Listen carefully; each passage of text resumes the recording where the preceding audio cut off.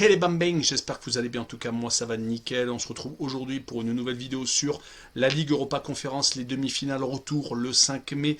Deux affrontements entre la Roma et Leicester et entre les Marseillais et le Feyenoord Rotterdam.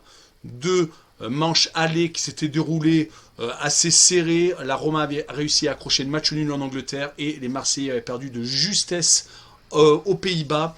En tout cas, on va revenir sur chaque point et essayer de trouver la juste analyse et le juste résultat. Mais j'aimerais vous présenter mon site VIP qui vient d'ouvrir aujourd'hui. Vous avez le lien qui est sur l'écran. Également, vous pourrez y découvrir des pronostics bien entendu de 4 sports différents, foot, basket NBA, tennis et rugby, et également des lives, un jeu concours, une chaîne Twitch, un chat. Vous avez tout ce qui est nécessaire pour suivre l'actualité, pour suivre les scores et également pour pronostiquer et pour parier et pour gagner. Pendant 3 jours, c'est gratuit, vous pouvez visiter les installations et après vous régaler. Le nom du site, Mike School Prono. En tout cas, commençons par la Roma contre le Leicester. Les Romains ne sont pas dans une superbe dynamique actuellement. Ils sont sur 4 matchs sans victoire. Leicester de son côté, c'est 5 matchs sans victoire. Mais est-ce que ces deux clubs n'ont pas qu'en tête une seule chose, un peu comme Villarreal en Ligue des Champions, la Ligue Europa, donc la Coupe d'Europe, plutôt que le championnat, car ils n'ont quasiment plus rien à espérer. La Roma est 5e, donc décroché des 4 premières places, ils n'auront pas la Ligue des Champions la saison prochaine. Il faut donc gagner cette Ligue Europa Conférence pour gagner enfin un titre, car ils ne peuvent pas également gagner la Coupe d'Italie. En tout cas, sur les 4 dernières rencontres, une défaite contre l'Inter de Milan, 3-1 et 3 matchs nuls, avec le 0-0, donc le dernier week-end contre Bologne, avec un effectif qui a tourné. Mais voilà, pour ce qui est de l'équipe de Mourinho, ce n'est pas donc la saison espérée. Ils sont tout de même arrivés à cette demi-finale de Ligue Europa Conférence, mais ils ont quand même du mal à éliminer leurs 2 derniers adversaires. Rappelons que contre le Vitesse Arnhem, ils avaient gagné juste 1-0 en déplacement et avaient arraché le 1 but partout sur le match retour, Abraham ayant marqué sur la fin. Donc ils perdaient quand même 1-0 contre une équipe hollandaise qui ne fait pas partie du top 3 batave. Et après, écoutez, en quart de finale, ils avaient éliminé Bodo Glimt, qu'ils avaient également rencontré en phase de groupe, qu'ils n'avaient pas réussi à battre ni à l'aller ni au retour, perdant même 6-1 là-bas en Norvège. Là par contre, ils avaient réussi à s'imposer 4-0 au match retour, après avoir perdu une fois de plus, encore en déplacement 2-1. Donc ça avait vraiment été tiré par les cheveux. Mais la Roma veut bien entendu gagner cette manche retour et accéder donc à la finale de la Ligue Europa Conférence contre le Leicester. Comme je vous l'ai dit un peu plus tôt, Leicester est également sur 5 matchs sans victoire, 3 nuls et 2 défaites. Les 2 défaites étaient à Tottenham lors du dernier week-end, 3-1, et également à Newcastle en début de série, et 3 matchs nuls au milieu contre Everton, Aston Villa et donc contre la Roma. La dernière victoire de Leicester était au PSV Eindhoven. C'était déjà donc en Ligue Europa Conférence, mais rappelons-nous que lors de ce match-là, ils perdaient 1-0 jusqu'au dernier quart d'heure où ils avaient réussi à renverser la situation 2-1. Donc ça avait été assez compliqué. Ils avaient fait match nul au match aller chez eux en plus contre le PSV. Et le tour d'avant, ils avaient éliminé Rennes, malheureusement pour les Bretons, 2-0 en Angleterre et 2-1 en Bretagne.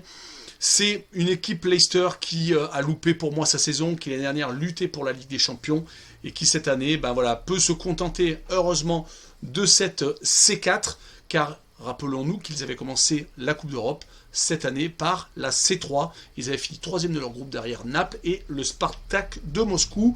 Mon pronostic sur ce match-là sera une victoire de l'AS Rome, 1-0 un peu à l'arrache, et je verrai le moins de 2,5 buts sur le match, une cote à 1,77. On enchaîne avec le match qui nous intéresse le plus, bien entendu, le match du club français, l'Olympique de Marseille, qui reçoit le Feyenoord Rotterdam. Le club batave est 3e de son championnat national derrière le PSV Eindhoven et l'Ajax Amsterdam. Ils ont perdu d'ailleurs il y a peu de temps contre l'Ajax 3-2. C'est leur dernière défaite sur les derniers matchs. Ils sont sur une série assez intéressante de 6 victoires et de 2 matchs nuls. Ils viennent d'ailleurs de battre Fortuna Sittard en déplacement 3-1. Ils menaient jusqu'à 3-0. Donc vraiment facile. Ils ne sont pas sur la même dynamique que l'Olympique de Marseille actuellement.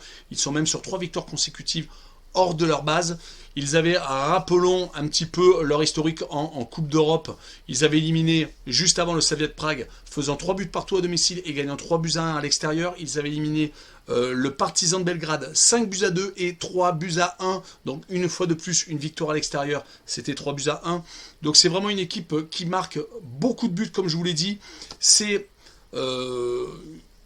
l'Olympique de Marseille qui va être obligé de faire le jeu, car le Feyenoord peut se permettre de jouer en contre, et ils ont vu que l'Olympique de Marseille avait certaines lacunes.